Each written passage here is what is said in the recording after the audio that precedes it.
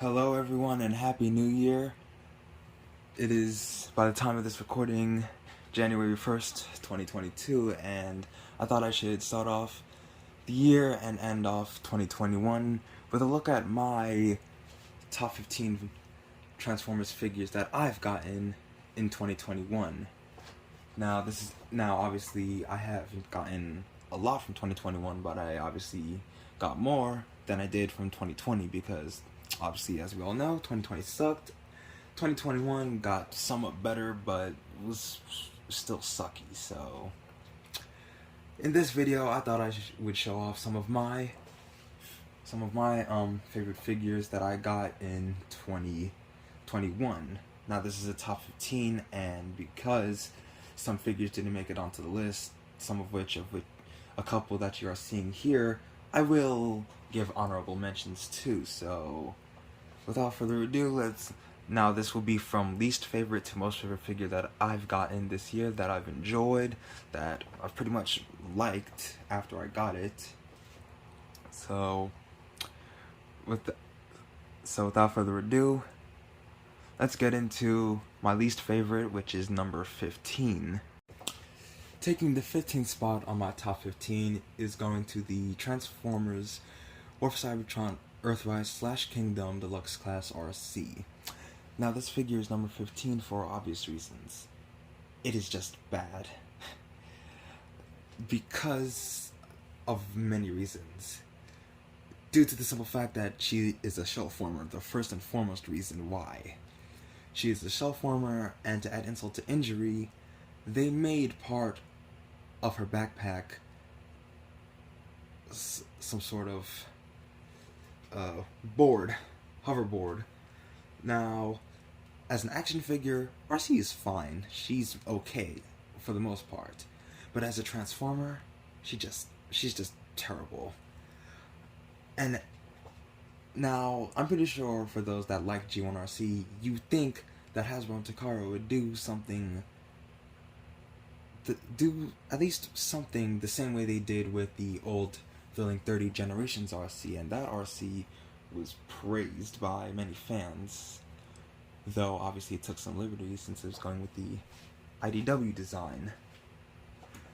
Now, obviously, the War for Cybertron trilogy is going for cartoon accuracy, and while RC is certainly in that department, she is lacking due to the choices that went into this figure. And the choices that went into this figure made her lackluster. So, yeah. And obviously the fact that I got the Kingdom repack just shows how much of Earthrise's distribution sucked, because RC was part of the second wave of Earthrise figures and is part of the second wave of Kingdom figures. So yeah, so Hasbro doesn't really care about who they repack into a line. So yeah, with all that being said, I have my reasons for why RC is my least favorite figure of 2021, and she has taken the 15th and lowest spot on my list. Taking the 14th spot on my list is the Transformers War for Cybertron Kingdom Deluxe Class Paleotrex, one of the very first fossilizers released in this new line, and the fossilizers are essentially continuing the gimmick of the weaponizers and modulators from Siege and Earthrise, in the sense that these characters transform into weapons and armor, in the fossilizers' case, transforming into the skeletal remains of beasts, dinosaurs more specifically. Now, the fossilizers being new characters with no history on them means that fans aren't really gonna get them, since, well, they're new characters that no one's really gonna care for. Personally, I like the fossilizers since I never got any of the weaponizers or modulators from the previous two War for Cybertron trilogy lines. And being one of the first, Paleotrex obviously impressed me. Now one of the good things that came out of this figure was that his head turns into the toy accurate mace for Optimus Primal, and if you have the Kingdom Optimus Primal, which was also released in the first wave, then you can pretty much take Paleotrex's head and use the head for Optimus Primal's mace. So that's one good thing you can do. Now, my problems with the figure lie in not really having any ankle tilts, because the ankle tilts are actually in his legs, and it kind of looks like he broke his legs. Now, he's pretty well articulated, but due to the weird joint in the leg, due to him not having ankle tilts, and due to him being a new character, Paleotrex is one of the reasons why he is number 14 on my list, since the fossilizers aren't like the weaponizers and modulators, who are actually original G1 characters. So yeah, that is why he has taken the 14th spot on my list.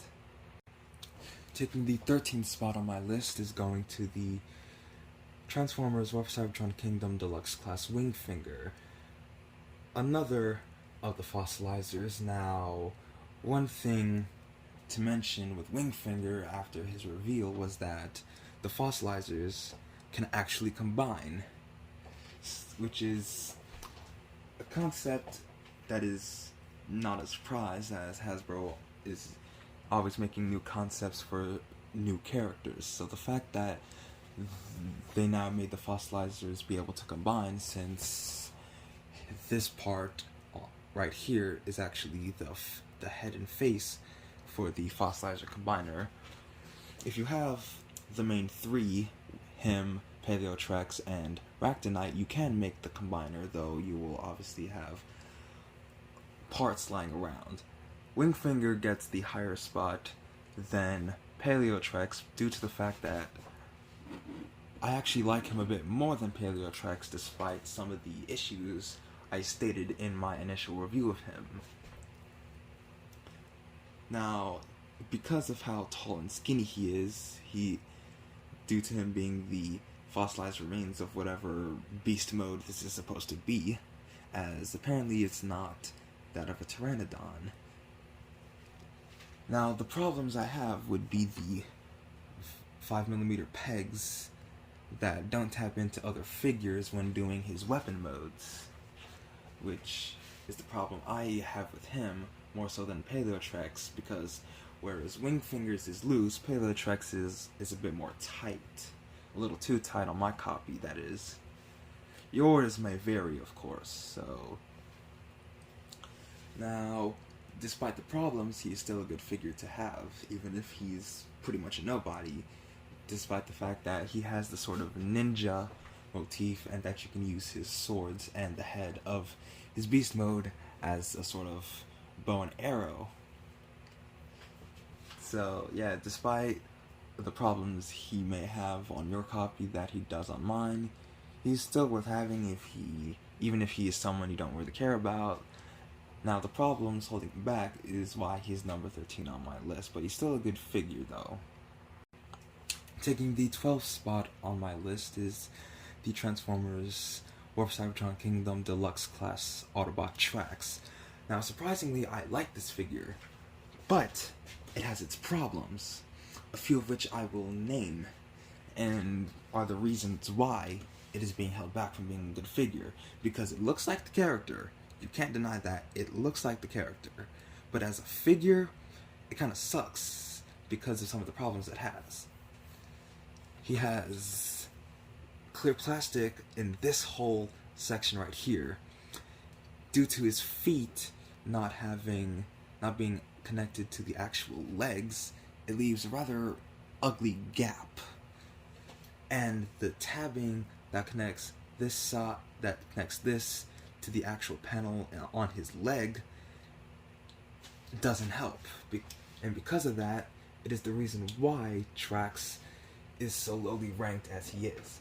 Because the looks don't help the problems he has. He is good from the waist up, as I said in my review of him.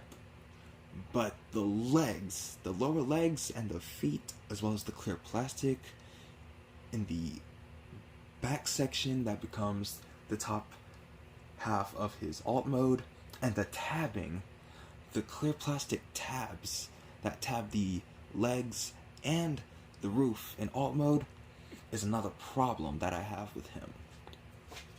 He is well detailed, articulated, and comes with his accurate weapons, but due to the QC and the problems he has is the reason why he is solely ranked on my list.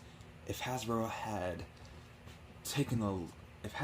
Takara had redid the figure, whether or not it would have been better or worse than what we got here doesn't really do justice, because this does justice for the figure for the character as a figure, because like I said, the figure looks like the character, looks like his on-screen appearance from the G1 cartoon.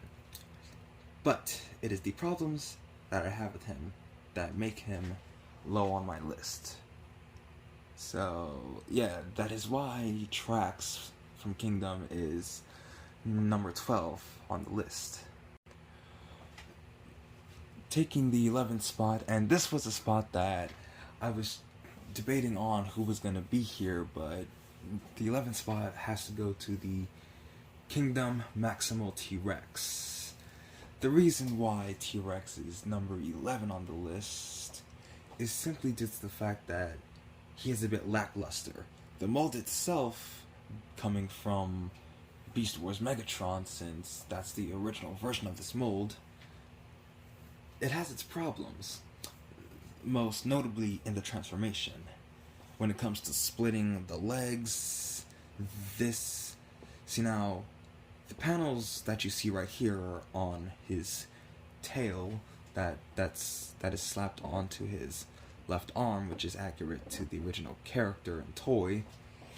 So now, due to the problems that he has when it comes to transformation and the transformation on these panels, that is why T-Rex is a bit lackluster, along with the fact that his entire torso and leg area is pretty much a dull, drab gray. Barely anything going for it. And to add further insult to injury, there was a rumored alternate head sculpt for Megatron that would have been used for T-Rex, and it is shown on the toy's packaging. He would have had a more grimacing look to him, hence the obvious teeth. But what they instead did was slap on some silver paint around the mouth area to make it look like he has teeth, knowing damn well that wasn't gonna work. So what we got from T-Rex is kind of a letdown, because what we should have gotten actually, is what we did not end up getting.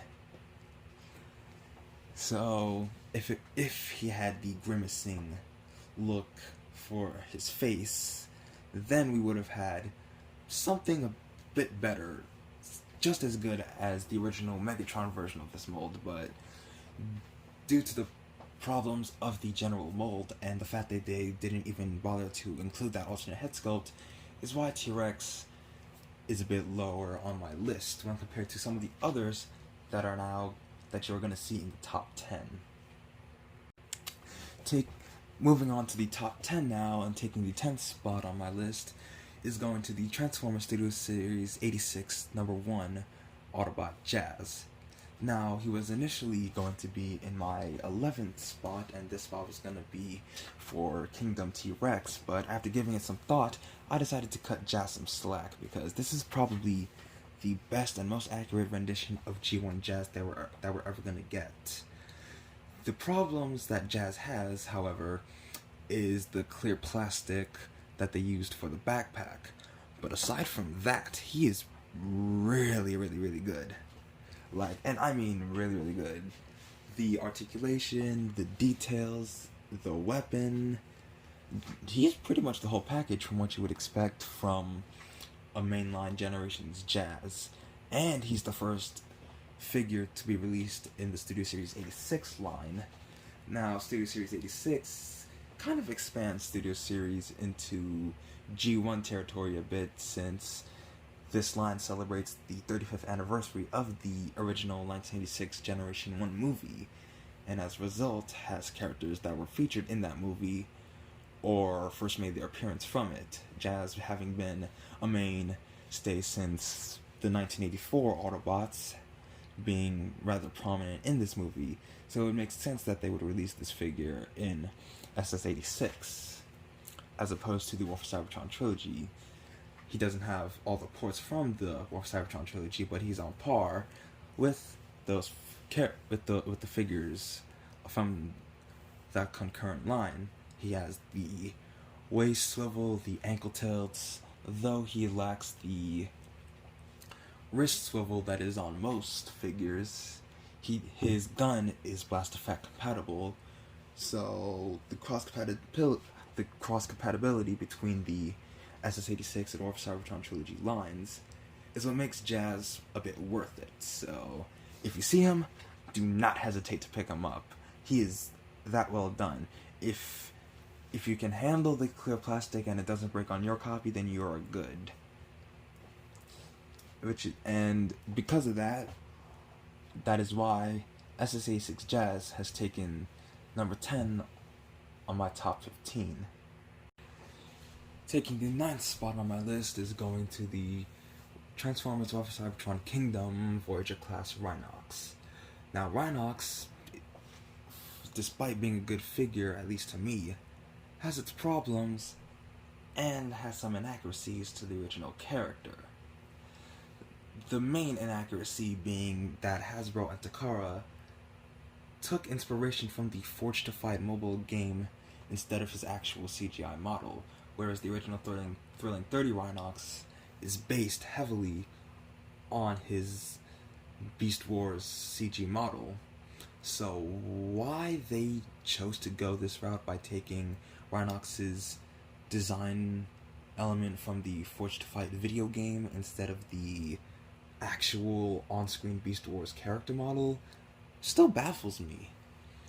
I mean, he looks like Rhinox, that's for sure, but why would they take inspiration from the Forged to Fight mobile game instead of the character's original Beast Wars model? The guns, the chain guns of Doom, are another thing that hold this figure back because of how small they are, and that's that's due to the fact that they have to incorporate into the beast mode, so they're not lying around, which makes sense. But if they were gonna do this, and it's the fact that they didn't even give the guns a rotating gimmick, so that's another thing that the Kingdom Rhinox lacks, which the Thrilling 30 Rhinox makes up for, because the original Thrilling 30 Rhinox, which I never had the guns spin around, so they had a gimmick, whereas the guns here, while they are Blast Effect compatible, don't really have a gimmick. But aside from that, he's pretty well detailed. His Rhino mode is obviously based on a real-life Rhino, so that's one thing. Now the legs is a bit of another problem because of how they're designed and shaped, and the back of him, due to the hollowness, also holds him back, along with the hollowness when you open up the arms. Granted, if they had taken his actual Beast Wars character model and not his design from the Forged to Fight mobile game, then Rhinox would have been a bit higher. And if they had included a spinning gimmick into the chain guns instead of just making them, along with making them a bit bigger. But if they had made them a bit bigger, then they probably would have just not been part of the alt mode. So with that being said, that is why Rhinox has taken the 9th spot on my list. Taking a joint 8th spot goes to the Transformers War for Cybertron Kingdom Deluxe class Cheetor and Shadow Panther. Because these two are the same mold but with obvious changes and differences, They're both in the 8th spot since they're the same mold. Now, Cheetor and Shadow Panther, this is probably the most accurate versions of this specific character and model that we're ever going to get, though obviously with some liberties taken since they transform into real-life versions of their beast modes. Now, some things holding them back, though, is the fact that their tail whip is in place of a gut gun. Now, if you're a Beast Wars fan and you know the history and character of these two, then you know that Cheetor and Shadow Panther have a gut gun and a tail gun. So, if they had the tail become a gun instead of a whip, then it would have been good. But it's the fact that he neither of which comes with their gut gun. If their tail was the gun, then we could have excused it. But it's the fact that their tail becomes a whip, something that Cheetor specifically never had until Season 2 of Beast Wars, when he was one of the few who underwent the Transmetal upgrade. When Cheetor did become a Transmetal, his tail became a whip. In his original form, his tail, as well as his gut, became guns. Now, because Shadow Panther was never in the cartoon, I can somewhat excuse it. But I still cannot excuse it because the mold itself doesn't come with a gut gun. And like I said, if the tail was the gun, then I could have excused it. But neither version is a bad figure. The Cheetor mold family is pretty good. Now, the problem with Cheetor, specifically this version, the Kingdom version has a bit off colors due to the blue being a lighter shade than the dark blue he had in the cartoon. For Shadow Panther, because he never appeared in the cartoon and his colors actually match his original toy, I can excuse it. Which is why these two are at a joint spot. And while Cheetor's head is more cartoon accurate as well as toy accurate, unlike Cheetor, Shadow Panther's head is retooled to match the toy accurate mutant mask, because for those who don't know, the original Cheetor and Tigatron toys had this mutant mask, which had black beady eyes and a silver face and head crest. So that's one thing I can give Shadow Panther props for doing, and for Hasbro actually incorporating that onto the figure. Now, that is why Cheetor and Shadow Panther have both taken the 8th spot on my list, despite the fact that neither of which come with the gut gun or their tails being the actual gun. If it weren't for that, they probably would have been higher, but since they're both here and in the same mold, they still deserve a spot on my list as being pretty much one of my favorite figure molds to come out of 2021 that I've gotten. Taking the 7th spot on my list is going to the Transformers Generation Selects War for Cybertron Trilogy Deluxe Class Deep Cover. Now, the simple reason why Deep Cover made it onto the list is because he is my first Generation Selects figure and my first experience with the Siege Sideswipe mold, because I had never gotten any Generation Selects figures or any version of the Siege Sideswipe mold. I never got Sideswipe himself, I never got Red Alert, not even Gen Selects Tigertrax, so I got pretty lucky when I got him. Now, another good thing why he's on this list is because he's an accurate rendition of this specific character mold. And he comes with all the weapons from this mold, because originally Sideswipe only came with the shoulder cannon and missile. Red Alert only came with the rifle. Now the Tigertrack, the Gen Selects Tigertrack version of this mold comes with all the weapons like Deep Cover. So that is a plus. And the obviously inevitable Kingdom retool of Siege, Sideswipe, and Red Alert got all of their weapons, which is a plus. The only thing Deep Cover omits, because he never had it originally, is Red Alert's light bar. So that's one thing. The only thing holding him back is the fact that my copy has an issue with the crotch piece. Every time I move his right leg, which I mentioned in my review of him, is that every time I move it, his crotch piece tends to fall off. Your copy may vary, and if you have Deep Cover, then that is something to watch out for. Or if you have the mold in general, that is something to watch out for. If you have any version of the mold and you see that. And mold degradation is not really present. And however, seeing as I don't have the other versions from this specific mold, I can't really speak in terms of degradation, but the joints are still pretty good for what it is. So yeah, if you are a fan of obscure redecos and characters like this, then he's not one to pass up. But if you are a fan of the mold in general, then I only recommend getting Sideswipe and Red Alert. If you like the redecos, then Deep Cover and maybe Tiger Track are one to get, and for that, Deep Cover takes number 7 on my list. Taking the 6th spot on my list has to go to the Transformers Kingdom Deluxe Class Black Arachnia. This is one of the very first Kingdom figures that I got this year, and Black Arachnia did not disappoint.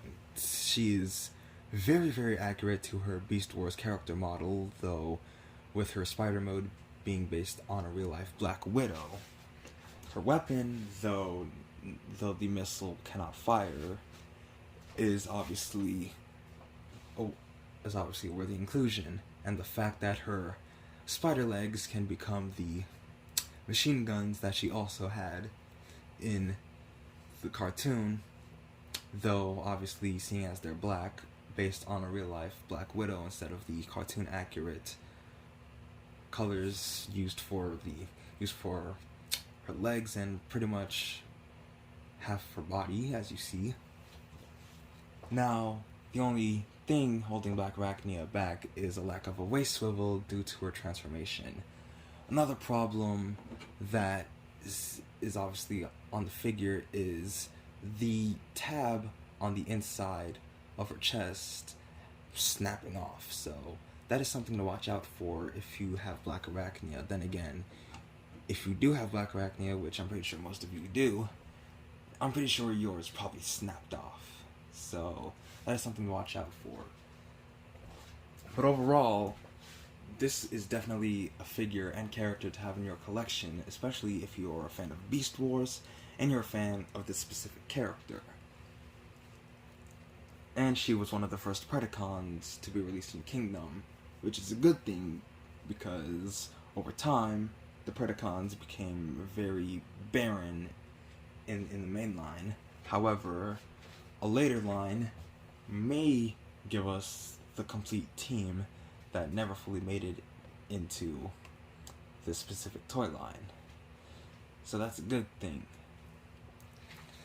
So yeah, with that being said, that is why Black Arachnia has taken number 6. She was gonna be in my top 5 since she was one of the first figures I got in 2021. But when we get to the top 5, this is where shit gets good. And while she is higher up, though not in the top 5, in the bottom 5 now, she's still worth having in your collection. If you're a fan of Beast Wars and you're a fan of the character, then this is one you have to get, especially, as I said, if you're a fan of the character and Beast Wars, which is why she's taking number 6. She was gonna be number 5, but there is a character who just so happened to be probably my favorite out of the Predacons I got this year. Now we get into my top 5, and taking the fifth spot that was gonna be for Black Arachnia goes to Kingdom Waspinator. The reasons, I'm pretty sure you all might or might not be aware. I spoke both positive and negative about Kingdom Waspinator. This is probably, as I said in my initial review of him, this is on par with the old Thrilling 30 figure that came out almost a decade ago. Simply due to the fact that, well, like that Thrilling 30 figure, this Waspinator is accurate to his on-screen Beast Wars character model, and while the only problem I have with him would be the weapon, along with the placement of the bug legs on the robot mode legs, he is pretty decent for what he is. And while I've had him for a week now since I've got him, he is definitely worth it. He is, if you don't have the Thrilling 30 figure, he is definitely worth getting, especially since Waspinator is not just a fan favorite of Beast Wars, but I'm pretty sure we all love this character. If you haven't seen Beast Wars or watched Transformers Animated, then this is a figure that you cannot miss, especially if you haven't gotten the original Thrilling 30. If you do have the original Thrilling 30 and you have this, then I recommend keeping both, because there's some good on the Thrilling 30, and then there is some good on this figure. Like I said, the only thing holding him back, and why he's number 5 and not number 6, is the weapon and the placement of the bug legs. However, because he has more articulation than Black Arachnia, who made it onto my number 6, hence the waist swivel and ankle tilts, Black Arachnia, while she does have ankle tilts, lacks the wrist joint and waist swivel. Now, the tabbing on Waspinator for bug mode is one of the problems I have with him.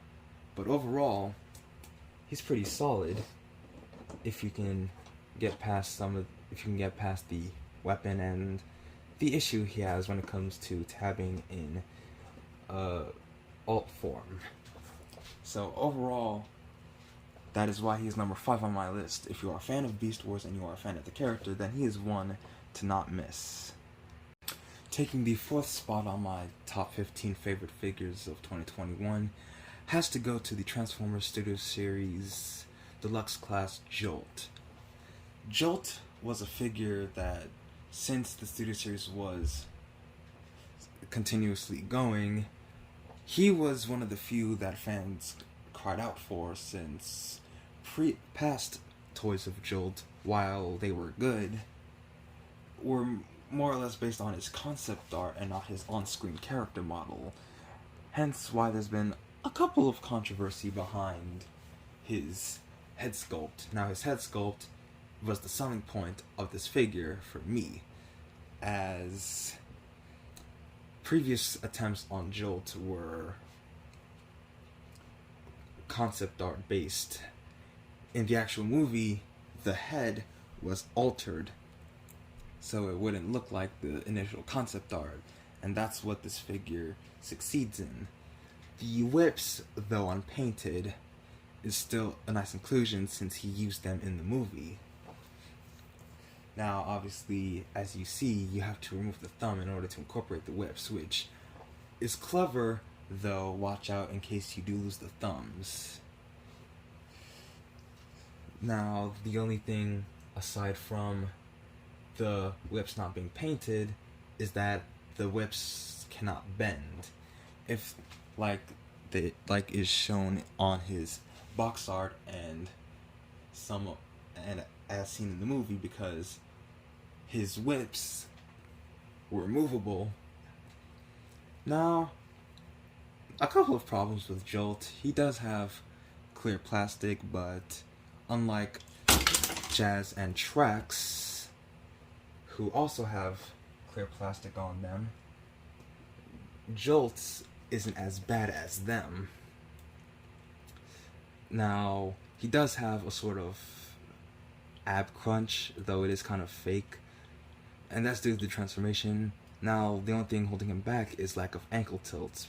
Because of him not having ankle tilts, it makes him a bit hard to stand.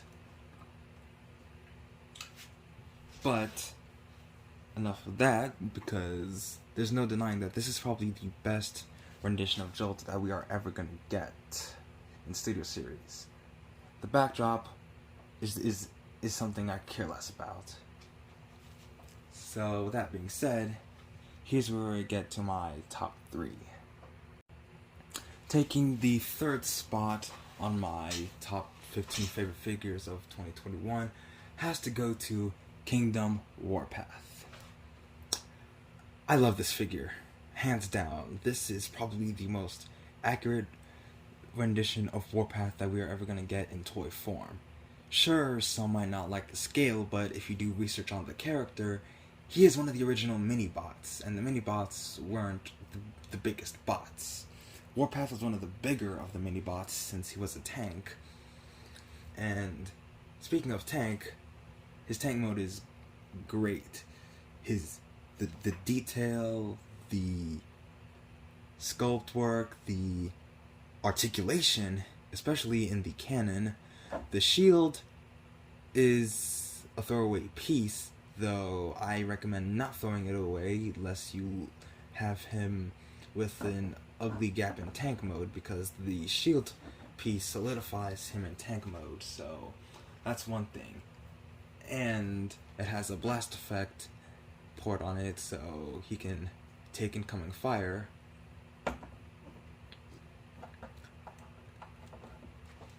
This is, as I said, I spoke really, really highly about Warpath in my review of him, and for good reason. I love his tank mode, I love the character. If you are a fan of G1, especially the Season 2 introduced G1 characters, then Warpath is not one to miss.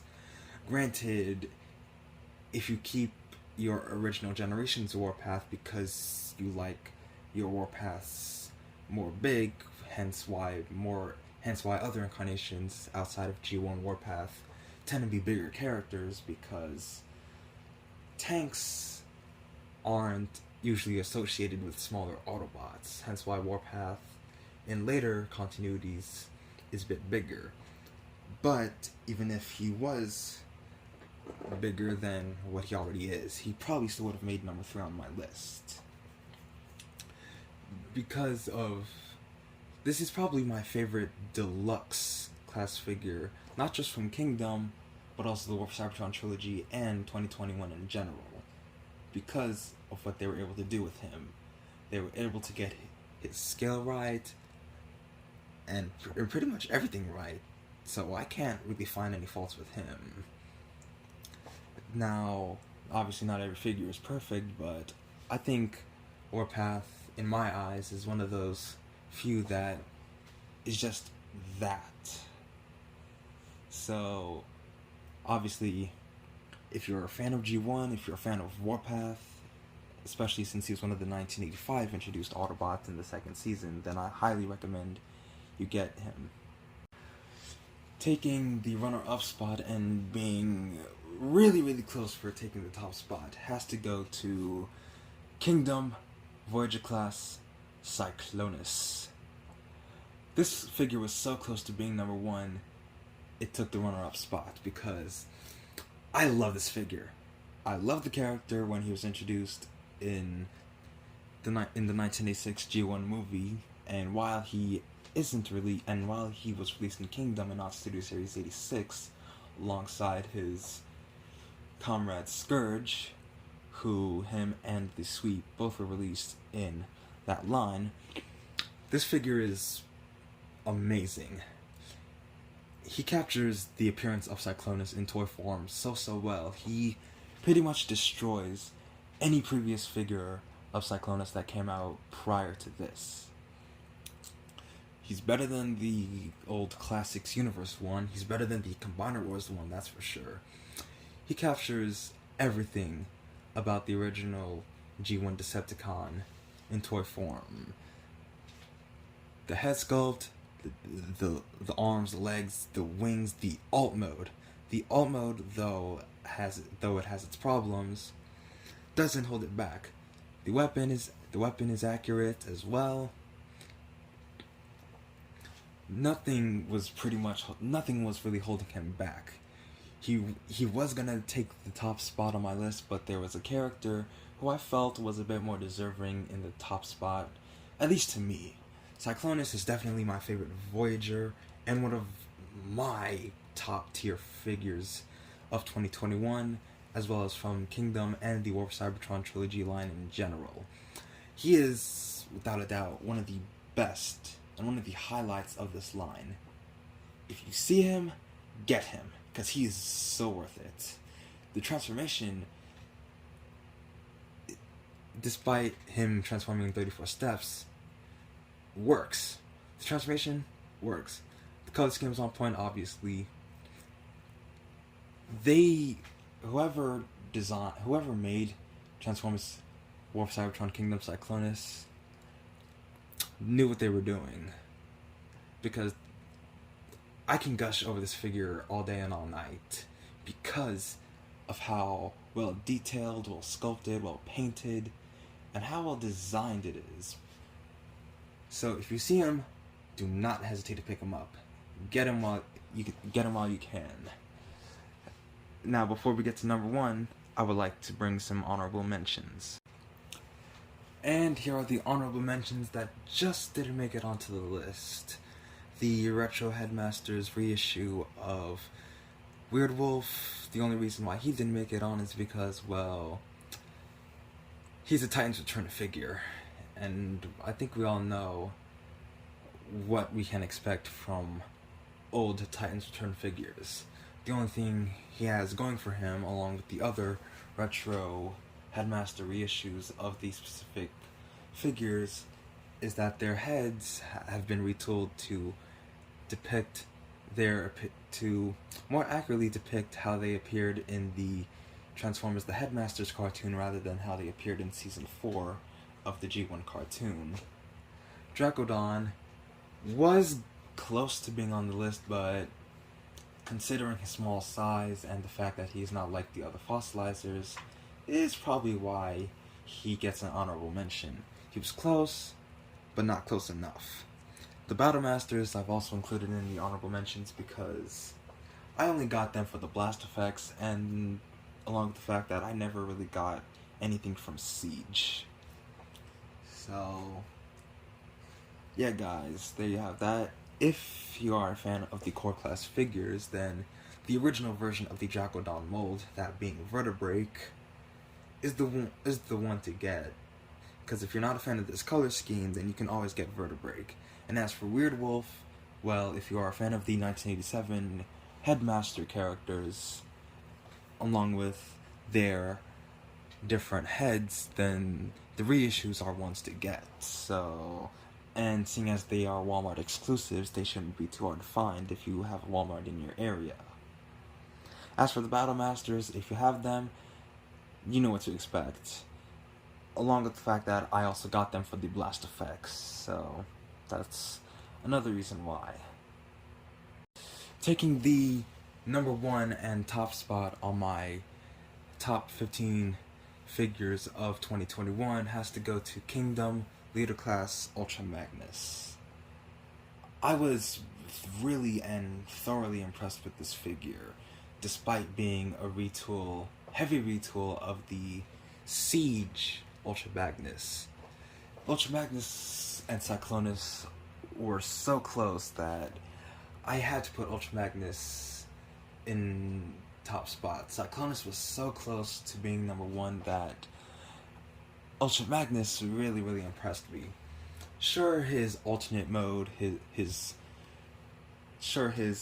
truck mode was the sacrifice, but it results in a really, really accurate robot mode.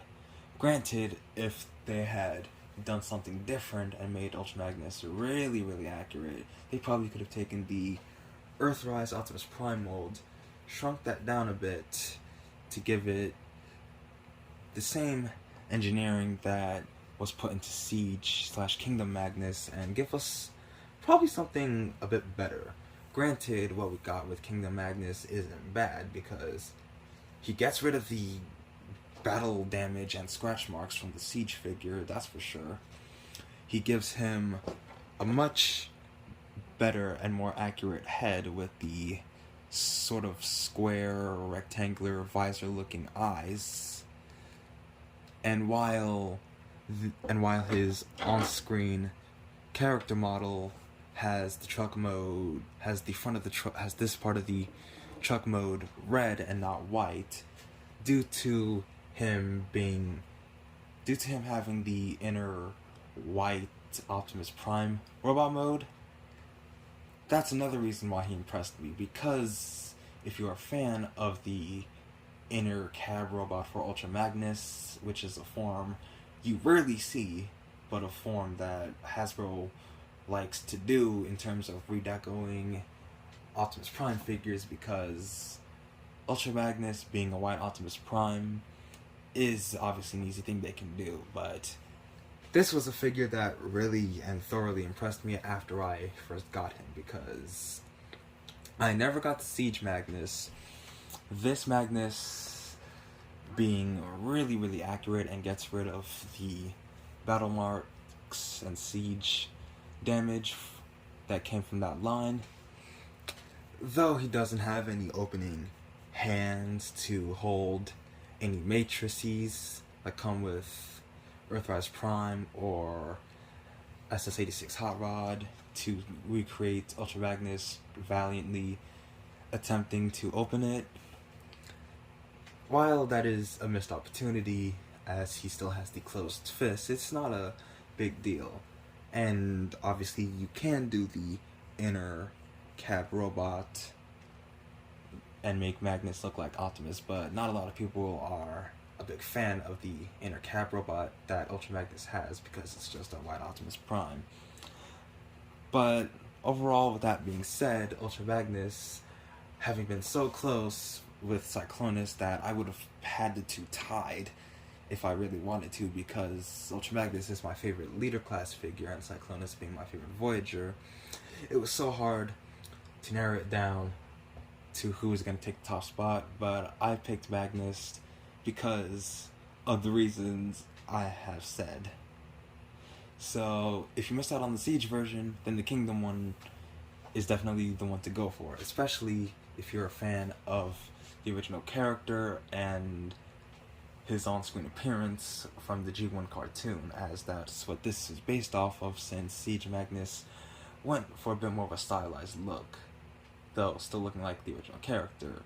So with all that being said, that is why Ultra Magnus took this top spot in my top 15 favorites of 2021. And that's a wrap. I hope you guys enjoyed that. Let me know what your top 15 favorite figures of 2021 are or were. Make sure to leave a like, comment, share, and subscribe for future videos and videos you may or may not have missed. What are your favorite figures of 2021? Like, what are your top 10s, top 15s, maybe top 20s if you got more than you did than 2020, because there were a few hits and misses of 2021, and these were my personal favorites that I managed to acquire this year. So with that being said, I hope you guys enjoyed this top 15 list of my favorite figures that I got in 2021. I hope you guys enjoyed. As I said, don't forget to like, comment, share, and subscribe. And I will see you all in the next one, as I will also be doing a ranking of least favorite to most favorite Kingdom figure that I've gotten, as I got more from Kingdom than I did Studio Series and Studio Series 86 this year. So stay tuned for that, as I will be ranking from least favorite to most favorite Kingdom figure that I got. Maybe you will have yours, so stay tuned for that. And I will see you all in the next one.